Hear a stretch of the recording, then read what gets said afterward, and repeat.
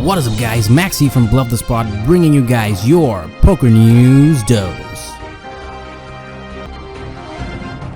In this edition of the Poker News Dose, WSOP Online Series sets Guinness World Record on GG Poker. The Negreanu Polk grudge match is almost 30% done with Polk in the lead. High stakes poker set to return in December with crowd favorites like Tom Dwan, Phil Ivey, and many more.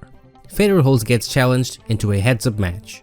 Next is the Mirage Poker Room finally shutting down. Also, will there be a live WSOP main event after all after so many months? And now, the news in detail. In September of this year, the World Series of Poker Online Series had a main event that had a $5,000 buy-in. That event built in a prize pool of more than $27.6 million. That amount was believed to represent the most money ever awarded in a single online poker tournament. The event was hosted by GG Poker, and this month, the Guinness World Records awarded the event the record for the largest prize pool for an online poker tournament.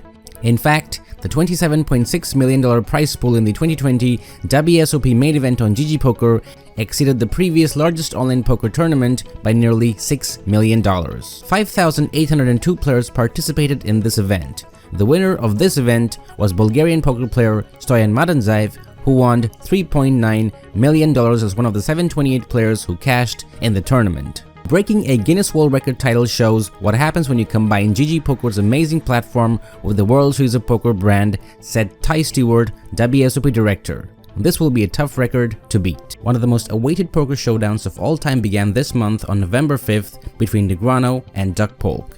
Polk is the natural crowd favorite to win the whole thing with odds of almost 5-1. However, Day 1 started with a shock as Daniel Negreanu packed up a $116,000 lead in the live heads-up match played on PokerGo Studio. Things soon went Polk's way, however, as he won a massive $218,000 in Day 2 and $166,000 in Day 3, tilting the advantage to his favor.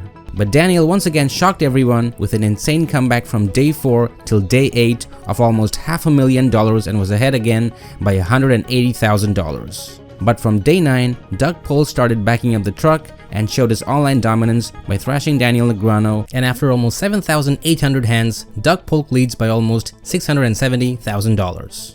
High-stakes poker was introduced to poker audience back in 2006 and was considered to be one of the greatest poker shows ever made. The glitz and glam of playing around with huge sums of money made everyone believe the poker dream is alive and well.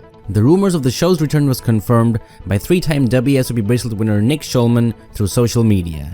This was further confirmed by Poker Central that revealed new episodes would premiere starting December 16th on PokerGo, a subscription-based service of poker content. After a 9-year break, the fans can't wait for the action to kick off once again. Tom Dwan tweeted a couple of short clips giving away who stars in one of the first episodes. The sneak peek revealed poker star Dwan, along with the likes of Phil Ivey, Phil Hellmuth, Jason Kuhn, Brandon Adams, Ben Lamb, and John Andrus were all spotted with stacks of well over $100,000. Fedor Hoz has been challenged by Blake Stevenson, aka Empire Maker 2, to a high-stakes heads-up poker match, with the German pro offering his opponent $1,000 an hour to take up the challenge. The challenge came to existence after Fedor, who had semi-retired from poker, took some interest in one of Blake Stevenson's daily fantasy sports battles. This saw an instant reply from Blake offering a poker heads-up battle. Fedor Hoz, however, who made his poker fortune exclusively playing No Limit Hold'em, stated, "I never play PLO. If you want to really battle, I'm happy to work something around with No Limit Hold'em."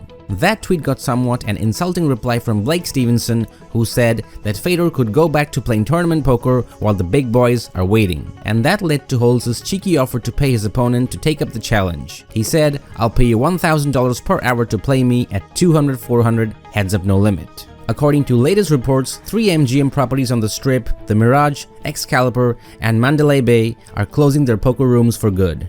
The Mirage was an iconic venue with some of the legends of the game such as Daniel Negreanu, who grew up there playing poker. It's also the venue that Mike McDermott is speaking about when he fails to take Teddy KGB to the cleaners in the perfect opening scene from Rounders. Before the pandemic, poker rooms in Las Vegas were doing great business. Later though, casinos have struggled this year because of the pandemic. Even after reopening, they have been under strict capacity restrictions. Poker rooms are nearly not as profitable as the other parts of the casino nowadays, so the company likely figures it's just not worth it and get them staffed up when they're also arguably the most dangerous gaming areas in terms of COVID-19 risk. Although the closure of the poker room is sad for Vegas poker players, there is a silver lining to this news. Six-figure worth of bad beat jackpots will be distributed back to the players, and this will happen in a series of free rolls as per gaming regulations, as this is the money that belongs to players and not the venues. The closure of these 3 rooms, however, will be received as sad news for many in the industry, especially for the employees who are currently out of a job. Mikita Badsjakouski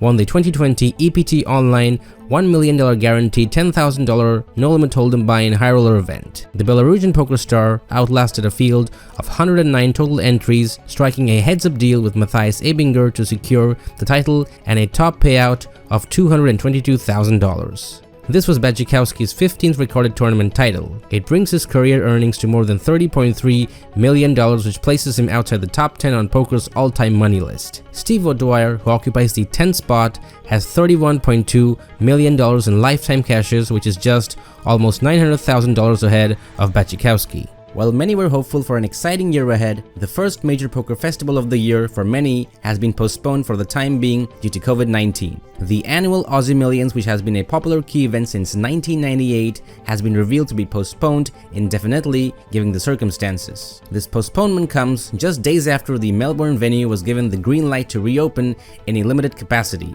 with a maximum of 100 patrons permitted since mid-November. On the welcome page at their website, Crown announced all poker events for the following year to be placed on hold due to COVID-19 global pandemic. In their statement, the company highlighted the concern to keep the health and safety of the community a #1 priority. Crown additionally assured its patrons that they're closely following government mandates and expert health advice, adapting its response to the developing situation. The brief update concluded by noting the casino will continue to work with the Victorian government and health officials to determine when and if such a large gathering as the Aussie Millions will be safe to run. It's been a tough year for poker players in Australia, with all of the 4 major poker tournaments on the calendar cancelled due to the pandemic. The heads-up action was stopped momentarily in the Polk Negreanu grudge match after Bill Perkins accused high-stakes pro Doug Polk of using big data to analyze hands that have taken place. Bill Perkins, who has put money on Negreanu to win the event, was a bit frustrated and said that this move was unfair to Daniel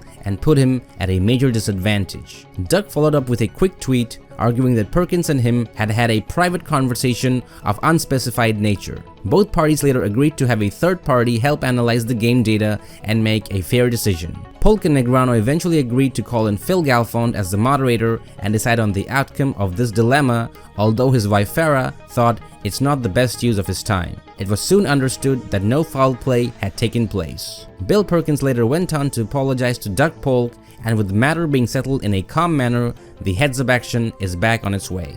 Last week, the World Series of Poker made the surprise announcement of a new $10,000 hybrid WSOP main event. However, the one person who was not at all happy with the decision was Bulgarian player Stoyan Madanzaev, who won the then-called WSOP main event champion on GG Poker back in September. The Bulgarian poker player had around $30,000 in live earnings at the time of his win and was glorified around the world for his victory.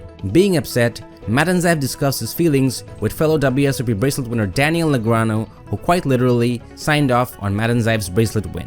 The reason behind the new hybrid main event was that the WSOP main event had been played in the $10,000 buy-in freeze-out format since 1972, and while WSOP 2020 Online was a successful series, the traditional format of the prestigious event was not followed. Poker's history is too important. The hybrid format is a unique format for the main event, but this is a unique year, said Ty Stewart. Even Daniel Negreanu agreed to this fact and said that the WSOP main event should always be a $10,000 buy-in freeze-out event. The GG Poker event was a $5,000 buy-in with unlimited re-entries. In a follow-up tweet a couple of days later, Madanzaev revealed the fact that if he was aware that the tournament he played online in the fall wasn't the main event, he probably wouldn't have fired multiple bullets in the tournament. Daniel Negreanu, when confronted by Madanzaev about his opinion, pointed to the 2019 WSOP Player of the Year race, where Daniel Negreanu was crowned the champion and then later had the title taken away from him due to a miscalculation.